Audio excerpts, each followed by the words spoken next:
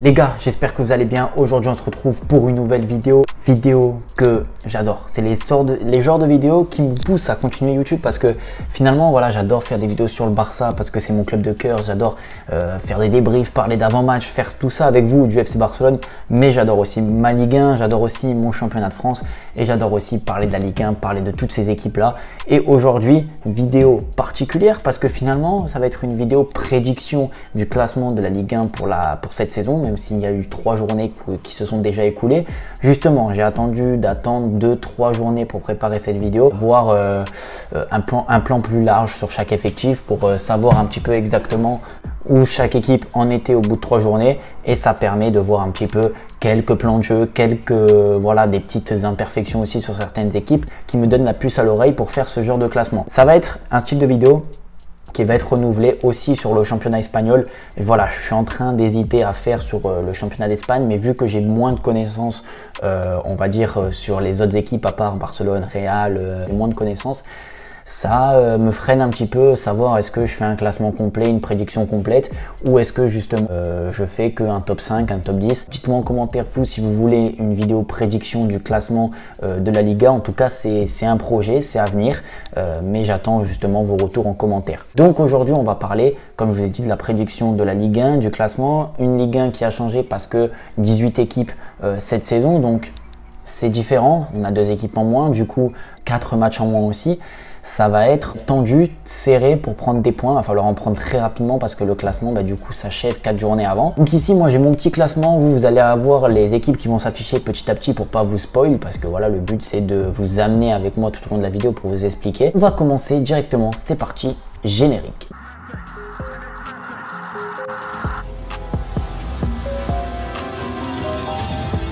À la 18e position, on commence avec malheureusement le FC Nantes. Désolé les amis nantais, mais le FC Nantes que je ne vois pas terminer plus haut et se sauver malheureusement de cette Ligue 1. Pourquoi? Parce que je pense que sur l'effectif et la qualité de l'effectif justement, ils n'ont pas le niveau. Ça s'est vu sur les 3 premiers matchs, même s'il y a eu un petit supplément d'âme face à l'AS Monaco, je ne les vois pas.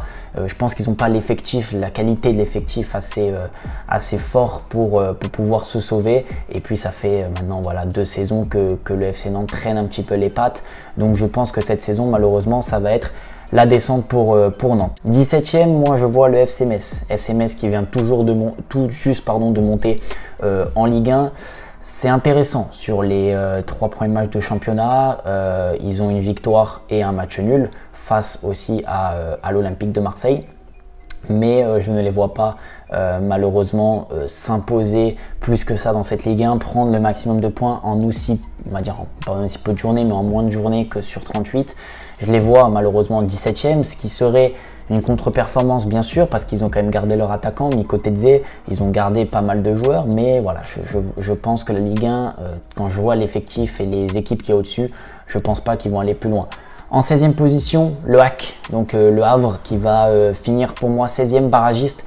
Pourquoi? Parce que le Havre a perdu pour moi leur meilleur élément, si ce n'est leur meilleur élément qu'ils ont eu la saison dernière, c'était Richardson qui est parti du côté de Reims, qui est revenu plutôt du côté de Reims, qui était en prêt au HAC.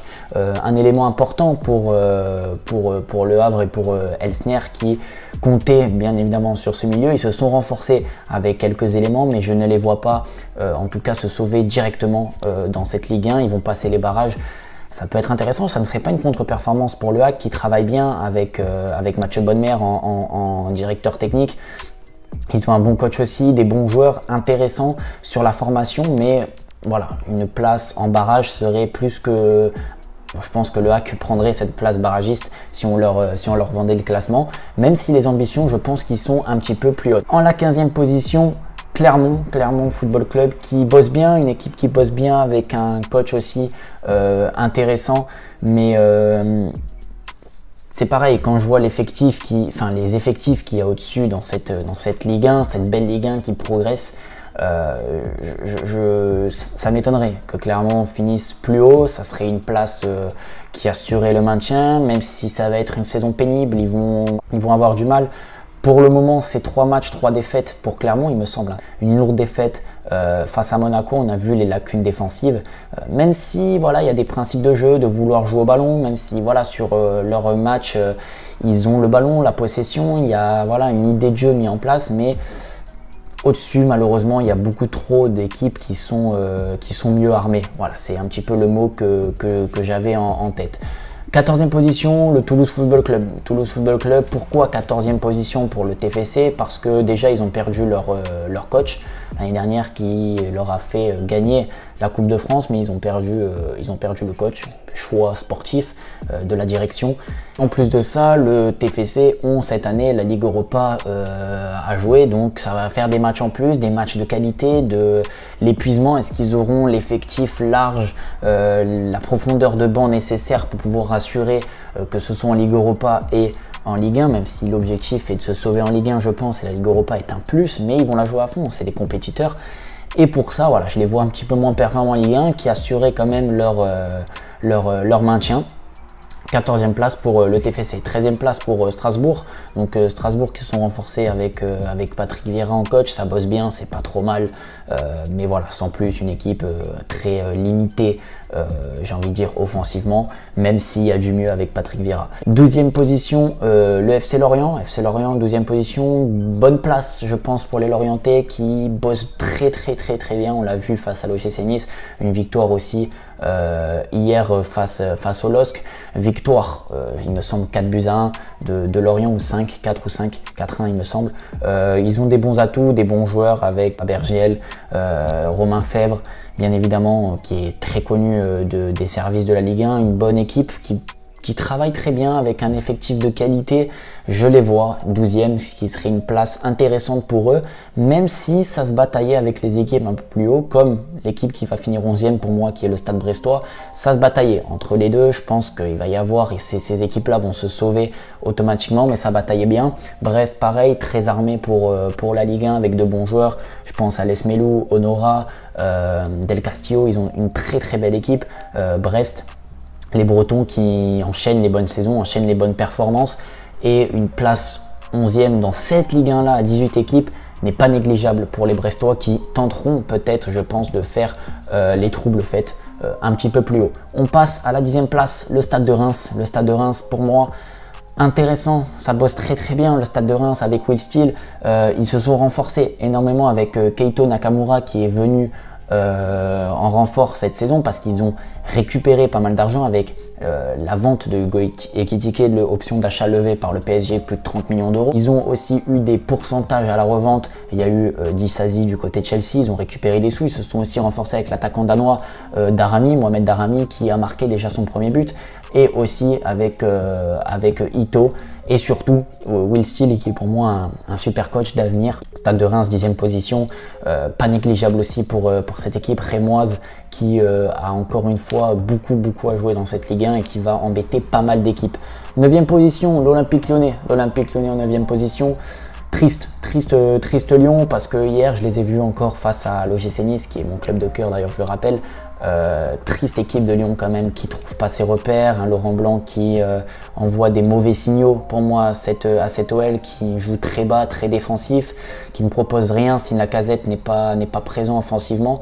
Une triste équipe lyonnaise qui, après le départ de Jean-Michel Aulas, on ne sait pas trop où est le projet et on ne sait pas trop où il se situe. Donc une 9e place pour l'Olympique Lyonnais. Miraculeusement, je les mets 9e parce qu'ils ont quand même la qualité nécessaire dans l'effectif, avec Saleh Tchakar en défense centrale, avec aussi Cacré, Cherki, Barcola, Lacazette. Ils ont quand même pas mal de bons joueurs.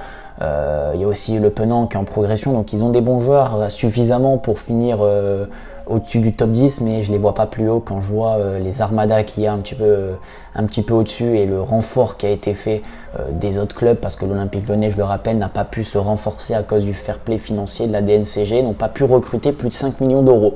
9e place pour l'Olympique Lyonnais, 8e place surprise pour le Montpellier Hérault qui me surprend énormément. Cette équipe de Montpellier qui se sont pas mal renforcés cette saison avec énormément de bons joueurs. TJ Savanier, ils ont recruté aussi l'attaquant Accor Adams. Il y a aussi eu Tamari qui est qui est venu. Ils ont fait aussi pas mal de ventes avec Eli Wahi, 30 millions d'euros. Il y a eu aussi le transfert 7,5 millions d'euros de Stifi Madididi avec Estève aussi en défense centrale. Ils ont une équipe quand même intéressante. Montpellier, ils me surprennent dans ce début de saison. Les Montpelliérains qui jouent bien, qui pratiquent du beau football, avec un Der Zakarian intéressant sur le plan collectif qui arrive à vraiment souder cette équipe-là. 8e place pour Montpellier qui gravit les échelons comparé à la saison dernière.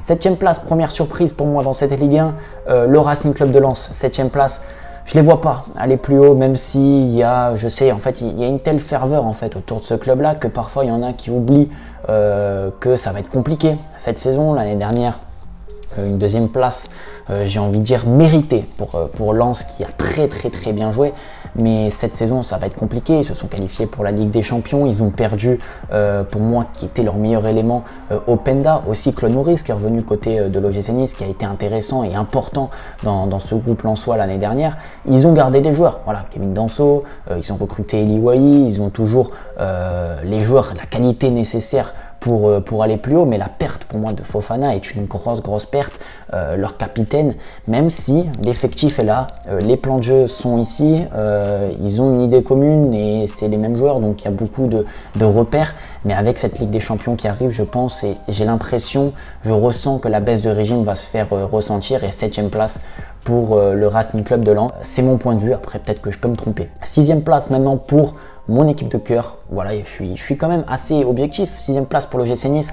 Je ne les vois pas aller plus haut. Ils n'ont pas pour le moment, en tout cas, la qualité nécessaire en termes d'effectifs. Maintenant, je parle, je veux dire, l'effectif est très bon, très jeune, très intéressant, mais peut-être pas assez expérimenté, pas assez développé. Peut-être que dans 1 an ou 2, s'ils gardent cette équipe-là avec les mêmes joueurs, ils pourront prétendre à une 2e, 3e place. Mais pour le moment, avec un nouveau coach, des nouvelles idées en place, je vois l'OGC Nice terminer 6e. Ils ont beaucoup de très bons joueurs. Ils vont être à suivre, bien évidemment, l'OGC Nice, et j'attends énormément de mon club. Mais objectivement, je les vois 6e, oui, devant Lens. C'est pour moi devant Lens. Je pense qu'ils jouent mieux que Lens. En tout cas, sur les 3 premiers matchs, il y en a qui sont un petit peu mitigés, nous les supporters niçois. Mais moi, je vois de l'amélioration et un axe d'amélioration vraiment énorme. Et voilà, à voir comment ils vont s'en sortir. Mais je peux aussi me tromper. 5e place pour le LOSC. Le LOSC qui va finir, je l'espère, ou en tout cas sur ma prédiction, 5e. Eux, ils ont l'effectif. Ils ont l'effectif et ils ont le coach. À partir de ce moment-là, ils ne peuvent plus forcément douter. Moi, je ne doute pas de l'effectif du LOSC, avec énormément de bons joueurs. Ils ont gardé Jonathan David, c'était la vraie question de ce mercato. Ils ont aussi gardé Rémi Cabella, qui a fait une très grosse saison l'année dernière en faisant un double, donc plus de 10 passes D et plus de 10 buts.